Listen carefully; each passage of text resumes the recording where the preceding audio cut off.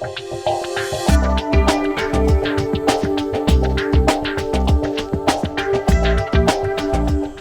Nagy here, AB5N, and today we're going to review the Flex Maestro, which is a remote console for the Flex Signature Series radios.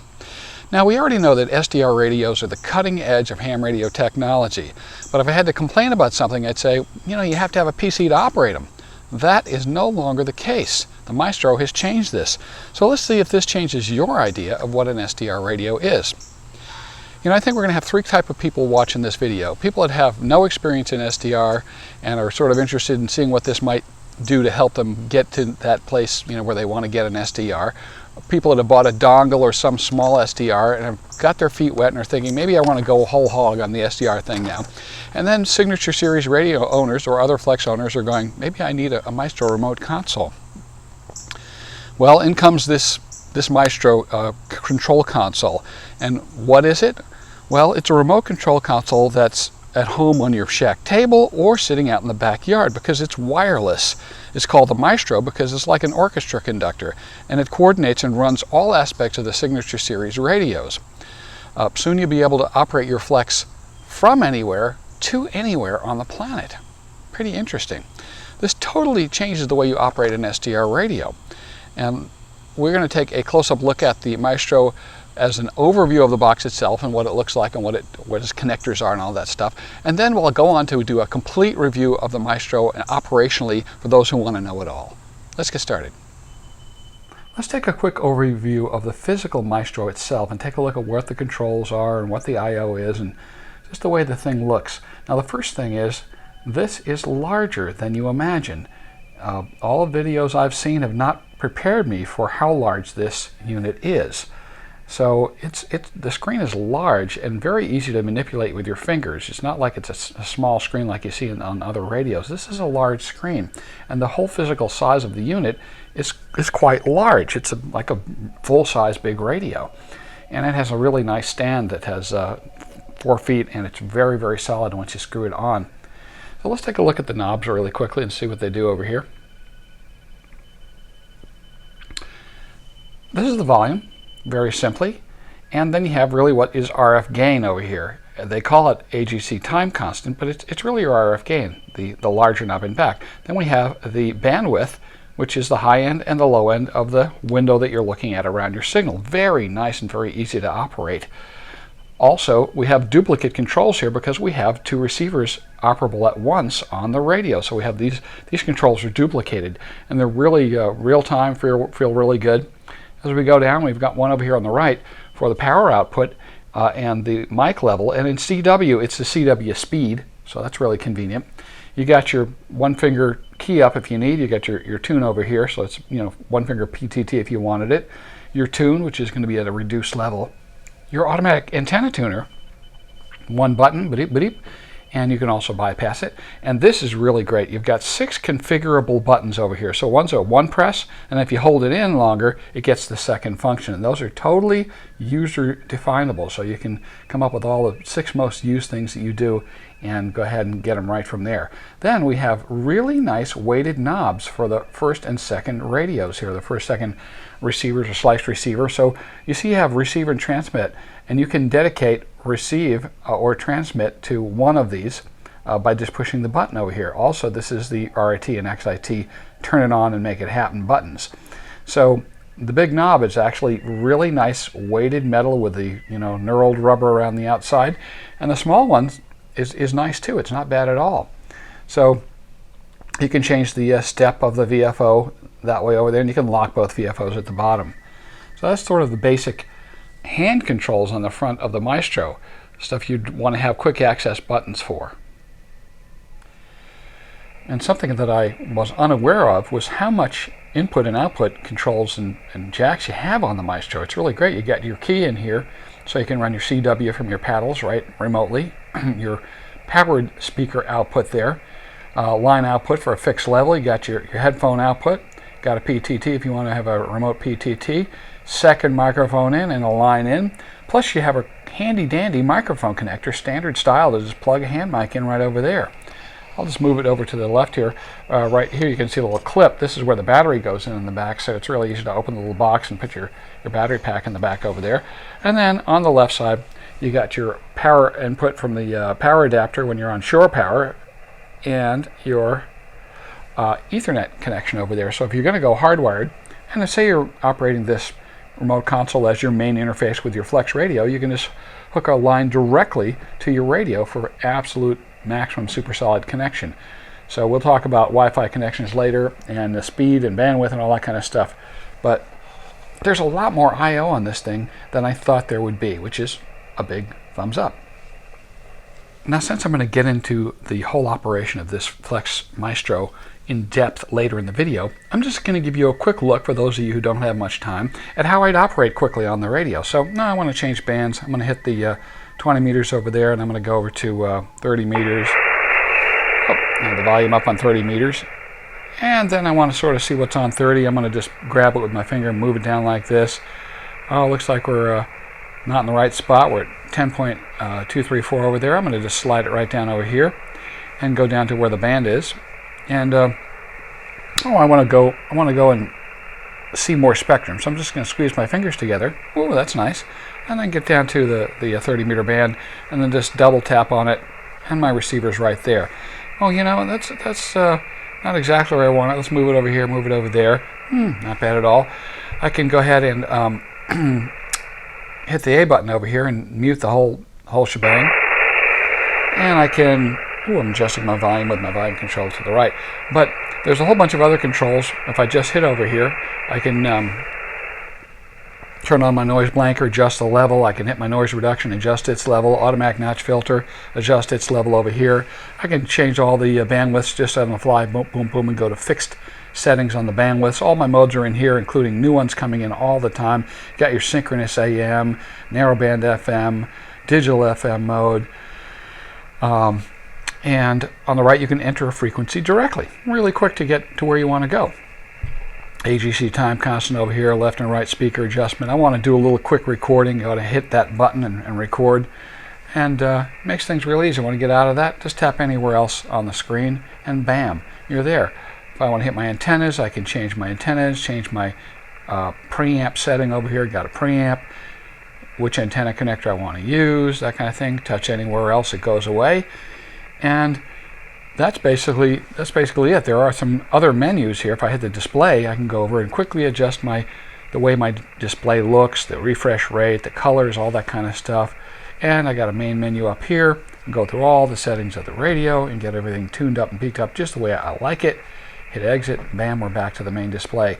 So very easy to pop around, get your frequency input, and navigate around the situation. Right now I can see that I'm on battery over here, and I'm on the Wi-Fi, so I'm coming in remotely.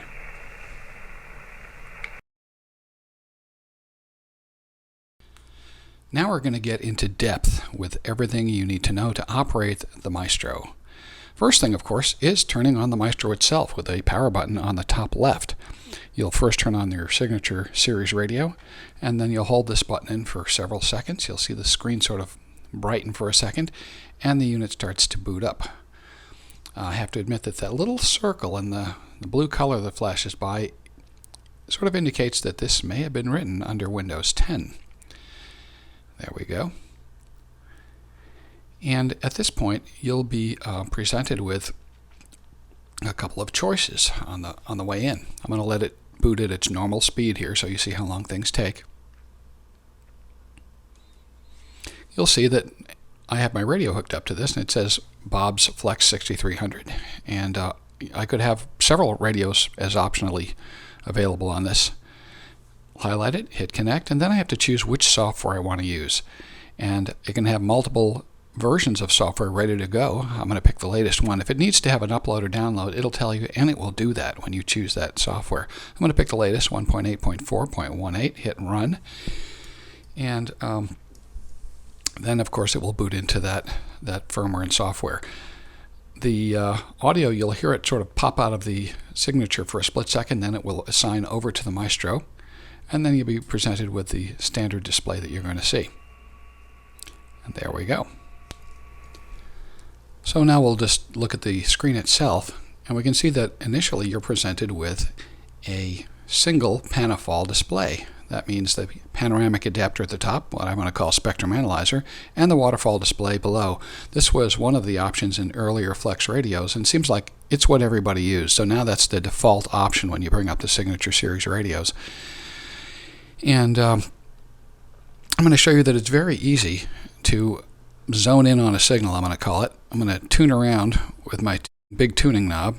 I can pick out a signal over here, and I'm going to change my tuning steps there. Come in, turn up my volume a little bit. And what we're looking at really is the spectral capture unit, the big digitizing A to D converter that captures almost all of the, well, it does all of the HF band plus up to about 70 megahertz or more. It's feeding the computer in this thing, and then the computer allows you to create these little receivers, these slice receivers on a Panafol, and the slice receiver is that little slice over there. And it can be, look at that, just drag it with my finger to the center of the screen. Say I want to zoom in a little bit, you can manipulate it and change the bandwidth around the signal. So say I touch it there and hit the plus symbol here. Oh, I'm already zoomed all the way in. But I can take two fingers and zoom out to see more of the bandwidth, top to bottom, more of the spectrum, or I can zoom back in by using a two-finger drag, just like on an iPad or tablet. So if I want to get a second receiver going over here, a second slice receiver, I just touch this little up arrow, and all of a sudden I've got a second receiver going at the same time. Now that can be in a completely different band. I happen to be in 20 meters over here, but I'm going to put my finger on the slice here, the receiver itself, and I can see that there's some signals coming in on the waterfall because this is the last 10-15 seconds. Oh, there's one there. I'm just going to drag it right up to it.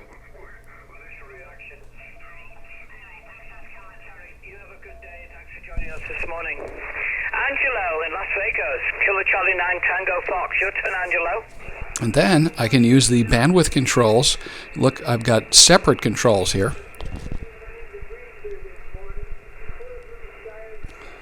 For each receiver, so they're duplicated, and that's very convenient. I've got volume on each one of them. There's the sideband portion of the band. Here's the CW portion of the band, separate one here.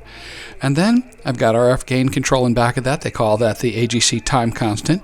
And then I've got my bandwidth controls for upper and lower on each one of the receivers. So you'll notice that on the bottom one, I'm making the window narrower and wider, but I can conform it exactly to the bandwidth of the incoming signal because I can see it on that waterfall. So I get the exact right bandwidth required. That's super handy. And of course, in the setup for the playback, you can put one of these speakers from the first receiver on the left speaker and the other one on the right speaker and have very much separate receivers going on. For me, two is about all I can handle at once. But to get where you're going, if I want to get rid of that second slice, now actually first I'll show you that if we touch this button over here about the second receiver slice, this controls the second receiver slice here, I can mute it. I can put it up on the first pan adapter, Panafol display, or I can I can put it on the second one. So mute and then turn it off, then put it on the first one, and then it goes back to the second one and sort of cycles through them there. So there we go. And I'll also show you that it's very easy to change your tuning step. There's a tuning step button for first and second slice receivers here. So as I hit them, it cycles through the tuning steps, as you can see, from very fine 1 hertz to, of course, here's the one on the B receiver. So depending on your mode, and of course that will be persistently held in the radio's memory. So when you come back, it'll know what step you are on there. So let's take a little look by zooming back in on the signal here, and you'll see a little bit more clearly about changing the bandwidths on these. We're listening to that CW portion up there. I'll get rid of the other receiver just by pressing the down arrow. We're back on the receiver. And I can step through the different bandwidths simply by pushing in the bandwidth control. And it cycles through the preset bandwidths. And I can also do it manually with the control itself, above and below the signal like that. So that's just perfect. It's like a communications laboratory. Now, how is it that you pick the frequency you want to go to? Well, there's sort of what I call the main menu that you go to, and you can get to it quite easily by just pushing in the tuning knob, but you can also get to it by touching the frequency over here. And to get out, you touch anywhere on the screen, or you hold the button detent in again. And on this menu, it's just got the stuff you use most of the time. If I want to input a frequency directly, I'm going to go 14.250. If I hit enter, it goes right to it, as you see up top left. I can jump to any of the bands immediately. Whoop. And it jumped right out of the menu there. And I can then pick my mode. Additional modes are popping up all the time now that this is pretty much an open API situation here. And we have the presets of bandwidth here that you have on the left as sort of starting points, and then you can use your tweaking knobs up in the top left to customize it completely. Also in here is your regular noise blanker and your wideband noise blanker, noise reduction, which we'll cover a little bit more in detail, automatic notch filter, and these also have slider adjusters. Remember that it's always best to use the absolute least amount of the slider to get the effect that you want. And tracking notch filter, full duplex, FDX there, so your AGC as well. And I found that AGC medium seems to work best for me on sideband, where you might have used slow. I prefer medium. Also is the recording features there if you want to record it for a while and then play back. DAX is your digital audio routing, so you tell it where to route the audio when you're running the digital modes. So this is one of the menus you use quite a bit. Depending on your background noise level and how much sort of RF signal you got coming in your receiver, the spectrum analyzer, I'm just going to call it, which is really what it is adjustable in two ways, and that is to adjust where the baseline sits, because I'm right at about negative 121 dBm on my noise level, and that varies. I mean, sometimes it's negative 124, different background noise levels, the guy's plasma TV is on next door or whatever. And then here is the sensitivity, I'm going to call it. It's really the scale, and it allows you to, it's really changing the sensitivity or zooming in on the display like that. So you'll probably eventually find a position that you like for almost everything, and that for me is about there. One of the things that you normally set it up and sort of set it and forget it is the display. You hit the display button on the bottom and you get this handy dandy menu over here, and that's frames per second. And you see where mine is. If you have the frames per second really slow, you'll see that the update over here is really slow. It's sort of like a slow video game. The processor in this thing can handle absolutely fast frame rate, and I like it up about there. Averaging is very important because you see if you have no averaging, it's like a real-time old-fashioned spectrum analyzer. It's just a lot less visual fatigue to run up the averaging a little bit. And these are totally personal preferences. So then all of your colors and gain, things like that over here for the waterfall on the bottom. Your rate, that's the speed of the waterfall. If you want it to show more seconds, like up to a half a minute of stuff or more, I prefer rather, more like 15, 20 seconds, something like that. That, of course, is personal preference. And your DAX IQ over here. So where's that digital IQ channel going for things like CW Skimmer and other programs? And then, of course, you can always hit auto. You do have full color control as well of the waterfall and everything there. So you'll probably set this once and sort of forget about it. The Signature Series radios, and through the Maestro control head, have a lot of noise mitigation features. And I just went down onto 80 meters to try to find something. It's a little bit below 80 to find a nice grindy noise over here. I am on full solar power, so we have seen some articles lately in QST about noise from solar systems. I think that probably was only with maybe one manufacturer that fellow was using of inverters and such. I have 5 kilowatts right above the shack here and don't experience any noise from it. So I think that might have been a one-off situation. Anyway, here's a nice little spur. Not sure where it's coming from. I got a lot of stuff in the house here. Chinese security lights, and the satellite receiver I noticed gives off some spurs, TV receiver. So to get to the noise mitigation features, you get to your main menu by pushing in the main tuning dial or just hitting the frequency over here. And we can see we have our traditional noise blanker, our wideband noise blanker, our digital noise reduction, automatic notch filter, and our tracking notch filter. So turn that off at the moment. We can turn on our noise blanker. Let's take a listen and see what that does.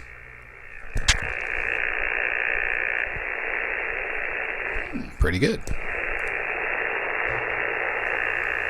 All right, here we are on 50.125 with a nice little grinding S2 background noise sitting there pulsing. First, I'm going to turn on the traditional noise blanker.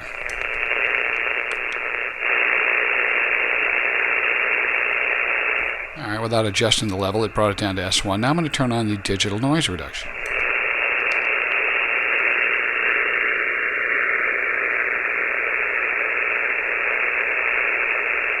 Brings it down further. And now I'm going to turn on and off the noise blanker while leaving the digital noise reduction on. You can hear the grinding noise come back up in the background.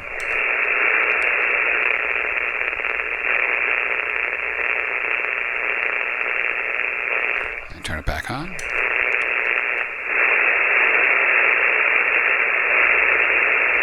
So the level comes up, but the grinding noise is down. So what you're hearing is that when that grinding noise is taken away, the background hiss comes up because we're hearing the actual band instead of the noise. Again, noise blanker is on now. We'll turn it off.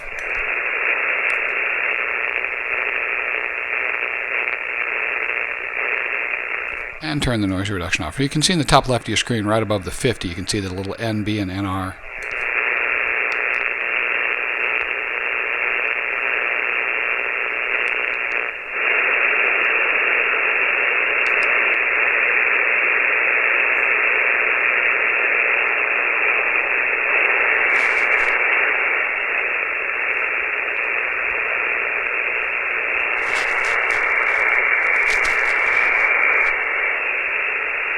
Adjust the levels and then take a look back, turning them on and off. I hadn't adjusted the levels.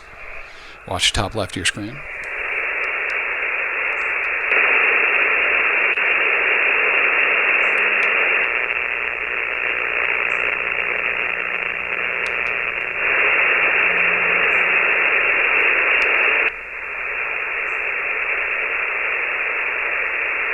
So, tremendous difference when using this kind of processing.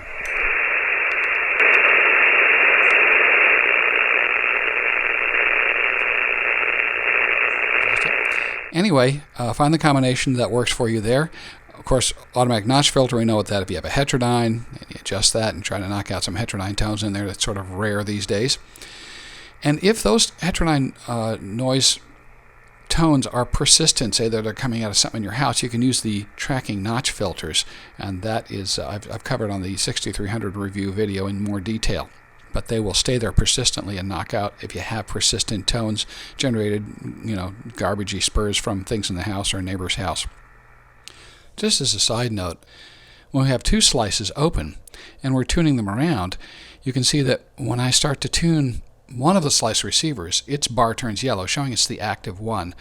If I tune the second slice over here, now it's the active one. It's yellow and the other's red, the secondary. All right, I'm sitting here on 20 sideband portion, and I'm just going to show that if I want to capture a signal, I can actually just tap on the screen and it'll move the slice receiver right over to that location. On the outside with screws in it so you can screw it to the front panel. Yeah, something to clamp it on there. I'm going fine tuning with my main tuning dial. But like I said, you can move the whole screen with your finger. You can zoom out by spreading your fingers out, or zoom out and zoom in. And you can move the slice receiver with your finger to a signal. Quite easy. Remember, though, that it's important to turn your AGC time constant, really what is RF gain, to the minimum required to hear the signal well, just like any RF gain. You really get the best performance when you adjust that AGC time constant. I'm calling it RF gain, right to that minimum point where the thing sounds the best. Motorized U.S. tower. That's working conditions here. What if you let me know what you're running there, and also pass along your name. K9 Delta Foxtrot Sierra. Now let's take a look at profiles and memories. I'm going to go into the main menu here. This is, of course, a function and feature of the Signature Series radio, and this is how you access it through the Maestro.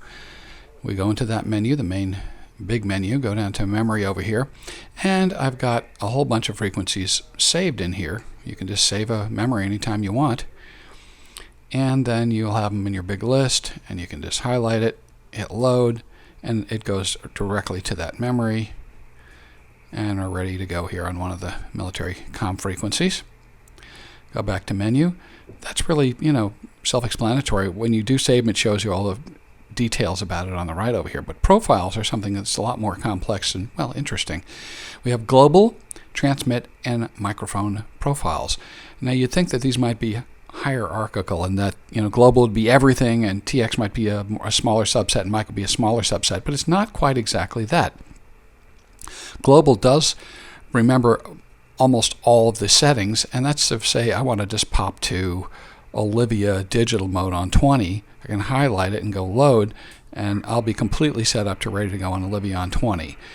The list of what these control are in the manual, and it's quite extensive. I'm not going to just show them on the screen here. The TX menu is for transmit conditions where it's the setups with your amplifiers and things like that, all the porting, the way that works, and it's a subset, small set of things that you'll see in the manual, but it doesn't cover anything that the mic profiles cover, which is what type of mic you're using, the EQ settings for it, and all that kind of thing. So sometimes you'll have the same titles in all of these here, but they're not covering the same things. So, and also these intelligently get sort of linked to each other. So modes get linked to a profile intelligently, and by using these, you really figure out exactly the relationships. It's hard to just spell it out. It's more like language. Once you start using it, you'll see, oh yeah, I've got that. All right, I got it. So just use it, and you'll figure out what these things cover as far as each one of them. Now, there's another term to know, and that is persistence. Persistence is not the same thing as a profile or a memory. Persistence is the different little settings that you have on each band, that when you leave that band and you come back, it remembers those settings. And we're used to that happening, but that's the term that covers what that is. Next, we're going to look at the transmit menu, and you get there by pressing this control in. So this menu is one of the ones that you sort of set it and don't come back to it a lot. Come back to it a little bit more than, say, the display menu. But first, where's your audio coming from? There's some connections on the back here, line input, mic input. You need to select which one you're going to have as the incoming audio. A lot of us are just going to be using, a handheld mic and plug it in the back with the RJ45 connector and set it up for that and leave it. There's a little plug there. And then we have the processor here. Now we're on digital mode, so the processor's not lit up. On sideband it would be. And you can adjust the processor from normal, DX, and DX Plus. Of course, this uses that great algorithm created by that guy in the Midwest to really give a lot of punch and talk power. You've got a level control. The monitor is what you'd use to listen to your audio locally. And that is also very useful in setting up your transmit audio quality the way you like it. So there's a nice little page on that in the manual. It's got a level control. Yeah, we got little digital signals coming in there. Here's your carrier level for AM adjustment, your tune power output, your Vox sensitivity and delay, standard stuff. ATU memory is turned on, so when you come back to a frequency location, it remembers what the tuning was before and allows you to tune up quicker. Your DAX audio, routing the audio out for digital uses. The microphone on the bottom and TX are the profiles and showing which ones you're set for at the time. DEXP is, I call it a noise gate limiter kind of thing. You adjust it to kill the background noise when you're not talking. That gives a really nice effect, so you have no background noise. Only when you're talking does the audio come up.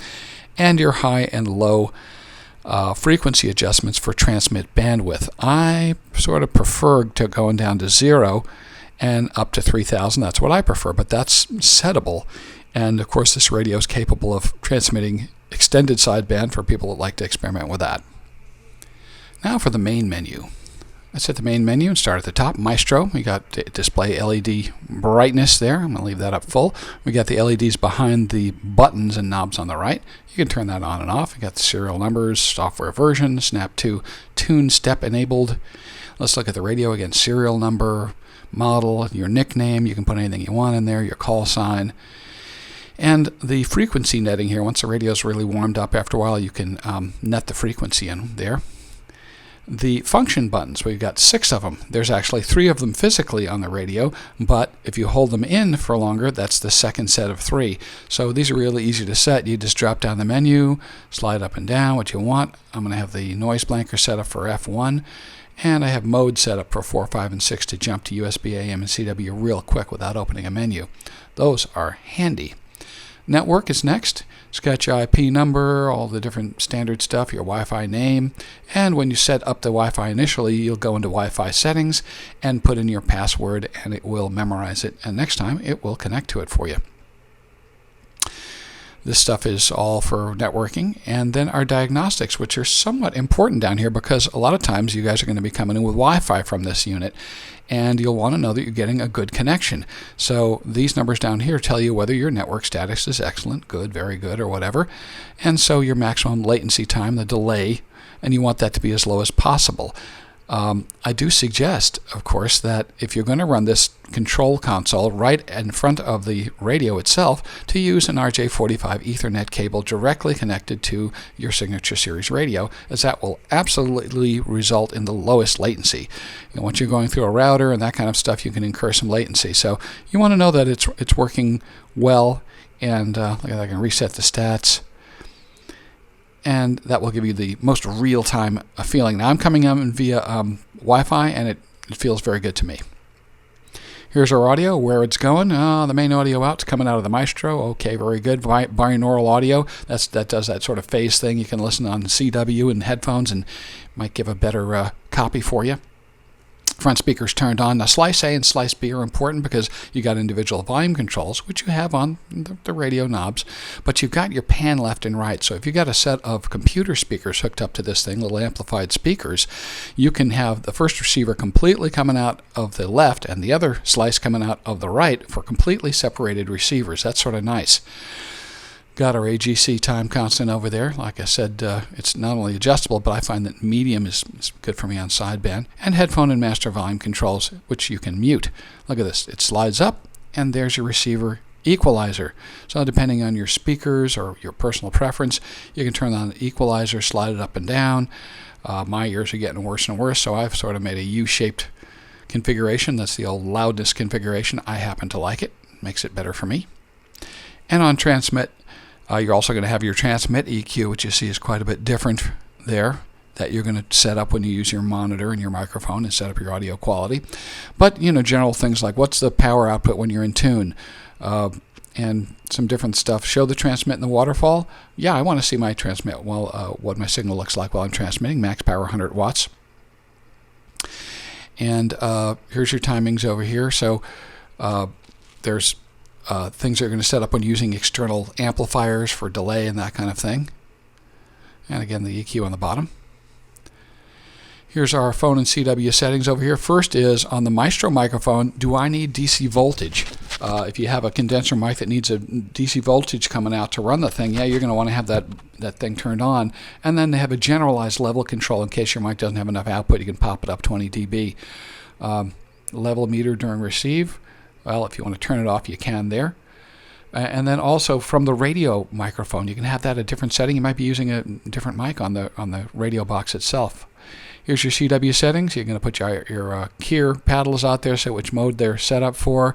What do you want to listen to on upper lower sideband setting for CW. Break-in's enabled. I like break-in. And you can, of course, swap the paddles and CWX sync. So these are all stuff you'd set up when you're setting up your CW.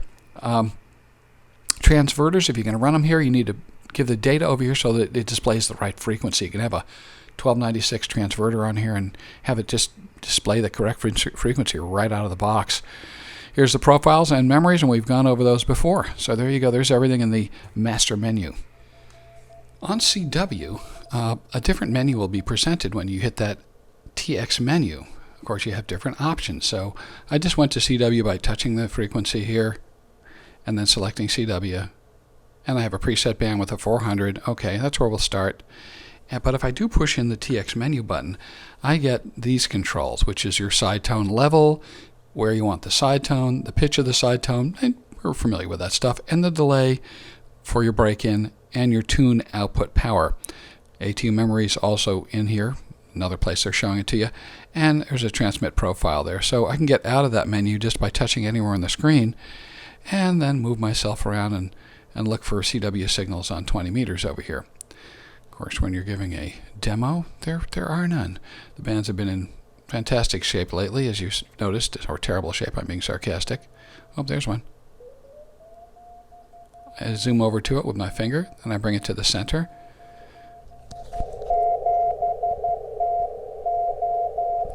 And now we're going to adjust the bandwidth controls.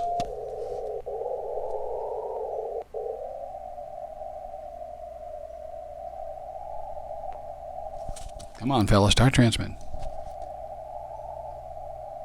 These are completely customizable. You can go with the presets, or you can just do it with your fingers on the bandwidth control. If you press the bandwidth control in, it cycles through all the presets to really wide. And then you can just customize it like that. I'll look for other signals. I'm just scanning around with my fingers. Wow, let your fingers do the walking.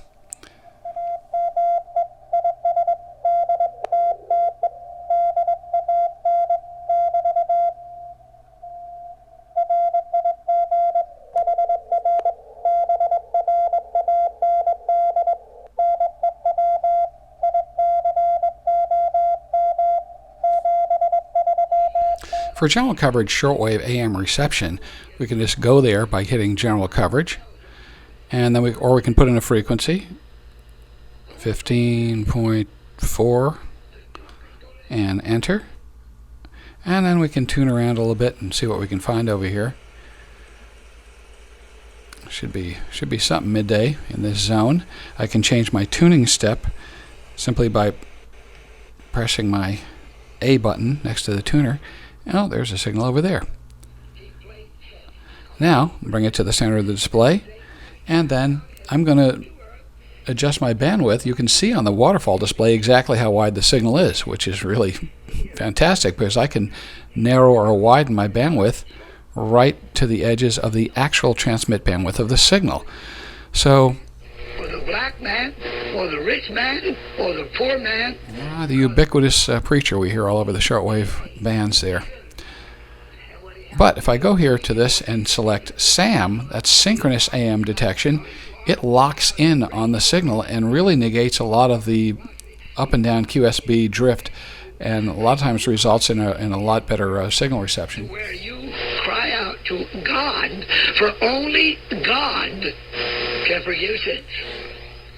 Yeah, this guy's got more signals than anybody else in the shortwave band. If I do this and zoom out a whole bunch, I can see that there may be other signals out there. Pretty quiet during the day over here. There's one over there. I'm going to center it. I'm going to zoom in on it. And I can see that it's quite narrow. So let's adjust our bandwidth to it. Here's a quick look at the weather before we go. Beijing will see some thunder showers tonight with a low of 24 degrees. It's sunny tomorrow with a high of 30. Today will be cloudy overnight with a low of 25. Cloudy tomorrow, high of 33 degrees. Lanzhou, torrential rain tonight with a low of 16. Slight rain tomorrow with a high of 22. So it's very, very excellent shortwave receiver, of course. Well, there you have it, a new paradigm in ham radio. An interactive wireless touchscreen spectrum analyzer display SDR radio that has unheard of performance. I'm out in the backyard over here. I'm using the hex beam on the tower. I'm sitting out in the yard. And as soon as they get the WAN component of that working, where you can go over the internet from any location, you could operate your radio from a hotel room in Gary, Indiana, and have the same functionality. So this is a major page turner, and this is the direction that we're going. The future has arrived, and Flex is leading the charge. So 2 thumbs up for the Flex Maestro remote console, especially because that wireless battery-operated component of it, just love it.